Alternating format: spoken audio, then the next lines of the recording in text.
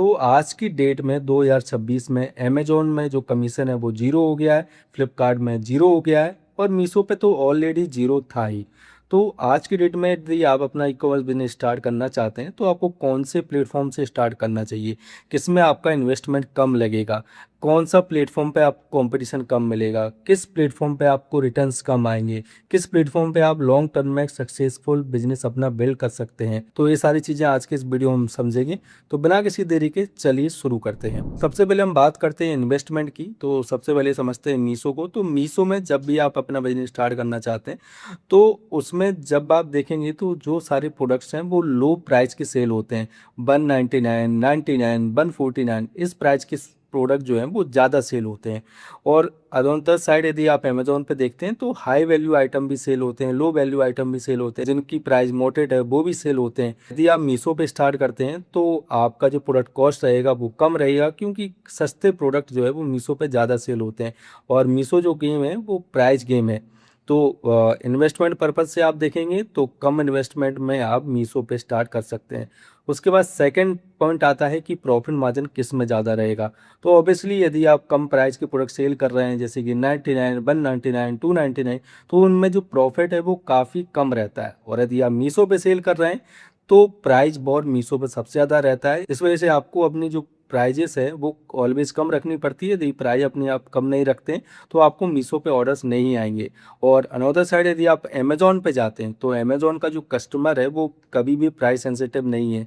मीशो का जो market place है वो प्राइस सेंसिटिव है, लेकिन अमेज़न का मार्केट प्लेस प्राइस सेंसिटिव नहीं है। अमेज़न के जो कस्टमर है वो प्रीमियम है। वो प्रोडक्ट की प्राइस की वजह, प्रोडक्ट की क्वालिटी कैसी है, उस पर रिव्यूज़ कितने हैं, ब्रांड कौन सा है, ये सारी चीज़ें देखने के बाद प्रोडक्ट को परचेज करते हैं।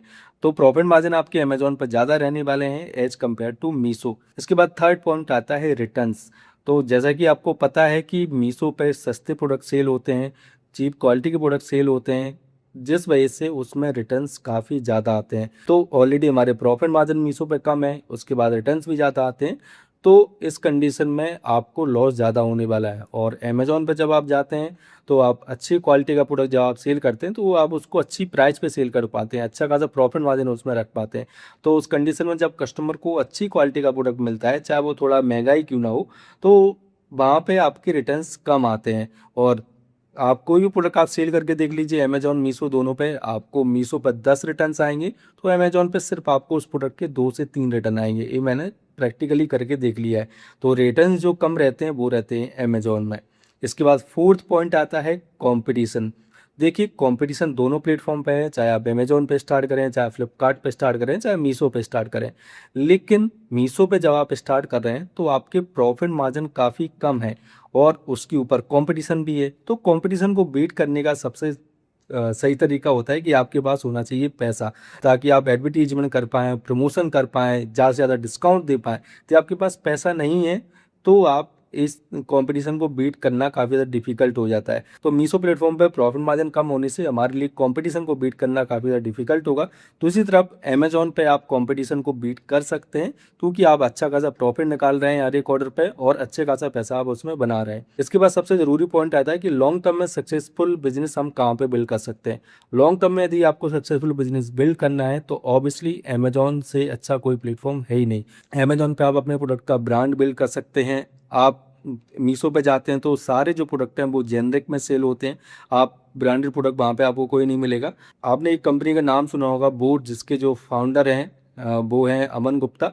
उन्होंने भी बोला था कि यदि अमेज़न नहीं होता तो आज की डेट में इतना बड़ा ब्रांड नहीं बिल्ड कर पाते। तो लॉन्ग टर्म में यदि आप सोचते हैं कि आप खुद का प्रोडक्ट पे लॉन्च करें, फिर उसका ब्रांड बिल्ड करें, उसका ट्रेडमार्क करवाएं, उसके बाद उसको ऑफलाइन मार्केट में भी आप सेल करें, एक अच्छा ब्रांड बिल्ड करने का यदि आप सोचते हैं, एक अच्छा प्रोडक्ट आप लॉन्च करना चाहते हैं ऑफलाइन और ऑनलाइन दोनों मार्केट में, तो आप ऑनलाइन से स्टार्ट कर रहे हैं लेकिन ऑफलाइन में आप उसको आगे जाके ले जाने वाले हैं, तो अमेज़न से अच्छा प्लेटफॉर्म कोई नहीं है लॉन्ग टर्म सक्सेस के लिए। बाकी मीशो पे जब हम जाते हैं तो ट्रेंडिंग प्रोडक्ट्स आते रहते हैं, आपको डे टू डे नए नए प्रोडक्ट्स को ऐड करना होता है, कई सारे प्रोडक्ट का डेड स्टॉक आपके पास रह जाता है।